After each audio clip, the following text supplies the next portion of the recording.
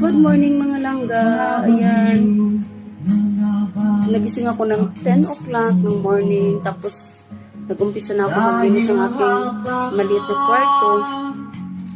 Dahil off natin ngayon, kaya naglinis muna tayo ng ating kwarto. At katatapos lang natin, kaya tuloy pawis na pawis. Walang filter yan. Ganyan na talaga yung mukha. Hindi na talaga magbabago ang mukha niya. Mala Suraydo na yun. Ayan. Kaya ito ipapakita ko sa inyo kung paano ko nilinis ang room ko na umabot ng halos 2 oras. Oh my God. Ito. Ito yung aking pang-diet. Wow, diet daw. Ayan. Tapos ang mga coffee ko at saka lahat ng mga iniinom. Tsaka ito, may munting